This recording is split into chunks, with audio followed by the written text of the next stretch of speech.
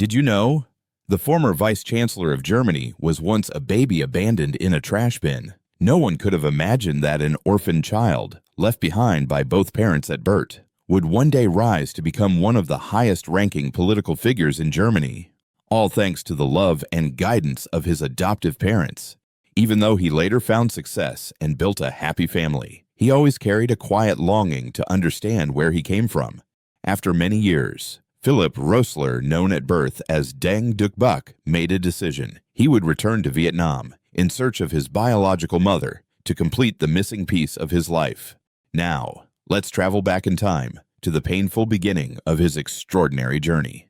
In 1973, Philipp Rösler was born in Can Hung, a small town in Soc Trang province, Vietnam. Just after birth, he was abandoned on the streets. Hours later, cries were heard coming from a trash bin. Locals rushed to rescue the tiny infant and brought him to a Catholic orphanage in Soc Trang. The nuns named him Dang Duk Buk. 9 months later, on a clear and quiet day, a German couple visited the orphanage. The husband, a former German soldier who had witnessed the horrors of war, could not ignore the suffering of Vietnamese orphans. Instead of taking to the streets to protest the war, he chose to act. He and his wife adopted an unnamed child with no past, no family, no future. That child was Philipp Rösler. Philipp once said, "The greatest fortune in my life was being raised in the love of my adoptive parents." At age 4, his parents divorced. His 2 sisters stayed with their mother. He moved with his father to the small town of Buckeberg, but his father's love was too great. It filled every gap. When he turned 6, his father brought him in front of a mirror and said gently, "Look, our eyes, our noses, they're different, but that doesn't matter. I will always be your father." At school, Philipp never felt different. In his Catholic primary school in Hamburg, there were many children from Italy and Spain. After his first day of class, he ran home and said, "Dad, there are so many foreign kids in my class." His father laughed, lovingly.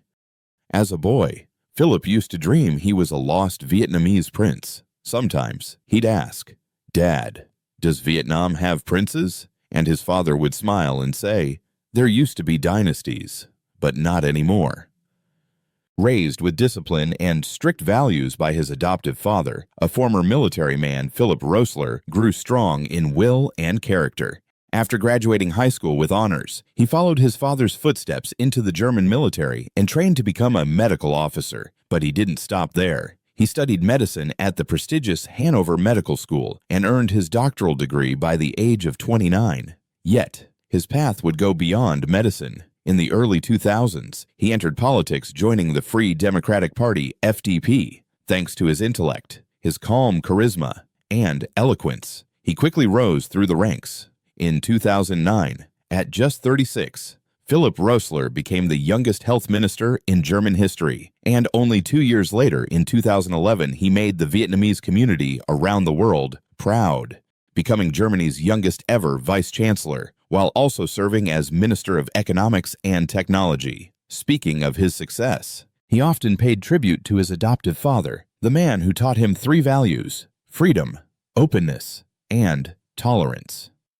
In 2003, Philipp married Dr. Wiebke Rösler, a fellow physician. They had twin daughters, and when he stepped down from government in late 2013, the family moved to Geneva, Switzerland. There, he joined the leadership team of the World Economic Forum, later serving as its managing director, though he had left Vietnam as an infant. The call of his homeland never stopped echoing in his heart. At the age of 33, he returned to Vietnam for the first time. When asked why, he said, "My wife told me, one day, we'll have children, and I want to be able to tell them about the land where their father was born."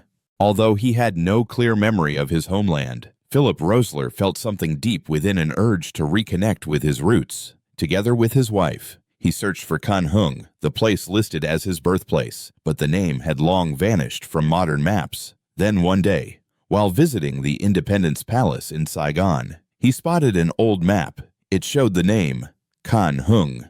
From there, he found a lead, Sister Marie Mart, one of the nuns who had cared for him as a baby. He followed that path back to the old orphanage, a small yellow building with plain white windows, simple, quiet, clean, strangely unfamiliar, and yet deeply familiar. After 1975, the orphanage had been converted into a local clinic. It wasn't until the COVID-19 pandemic that the nuns reopened the building once again to shelter newly orphaned children, standing there in the place that had once cradled him, surrounded by the very people who once fed and bathed him. Philipp Rösler was overwhelmed. He said, "When I held the sisters' hands, I felt warm. They cared for me. They cared for 3,000 other children. Not all of them became doctors or ministers, but all of them are grateful because the love the sisters gave had no condition. It was the love of a mother for her child." While visiting, he also met around 30 orphans' children who had lost their parents during the pandemic. Some were still in kindergarten. One girl was 13, the same age as his twin daughters. He took pictures with them, listened to their laughter, and gently said, "They're laughing, but I know it's not the kind of laughter that comes from deep inside." He stood still, then whispered, "I was orphaned as an infant. I don't remember the war, but these children, they do. They watched their parents suffer and then disappear forever." From that moment on, something inside him lit up. He wanted to give back what he had once received, love and opportunity. So for his 50th birthday celebration in Hildesheim, Germany, he asked for no gifts. Instead, he invited over 500 guests, politicians, business leaders, and dear friends to donate to the very orphanage that had once saved his life. That night quickly became known as an evening for Vietnam, as described by former Austrian Chancellor Sebastian Kurz, and it truly was. Out of love, out of gratitude, out of hope for the children who still wait for the same arms he once found.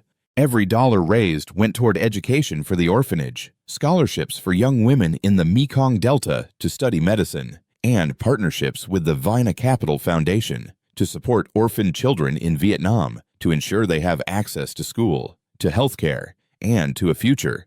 From a nameless orphan, Philipp Rösler became Germany's Vice Chancellor, and now he returns, not just to find his mother, but to become a father, a brother, a guiding light for the children who, like him once, had nothing except a chance.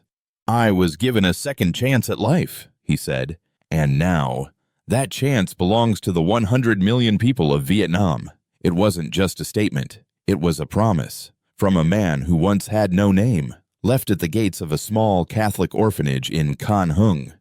Philipp Rösler, from orphan to doctor to vice chancellor, and now a man who has chosen to serve the land that once gave him life. To him, this is not a duty, it is destiny. A destiny awakened the day he held those children's hands and saw his own reflection in their eyes, from the promise he made to every child in Sok Trang that they, too, would have the chance to chase their dreams, to using his 50th birthday to raise funds. He has never stopped moving forward medical scholarships for young women in the Mekong Delta partnerships with Vina Capital Foundation to care for orphans, leading Vina Capital Ventures to support tech startups in Vietnam, and now as honorary consul of Vietnam in Switzerland, bridging his home country with the world.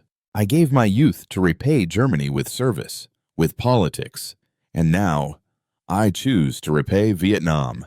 He said it, eyes shining. Rösler once believed he was only German, but as the years passed, as he grew closer to the S-shaped land of his birth, he realized Vietnam was always a part of him. And so he returned, not just to rediscover, but to give, to pass on the unconditional love he once received, to help rewrite the stories of children who stand where he once stood, and to prove, once and for all, no one is born without a name, and given a chance, anyone can rewrite their destiny.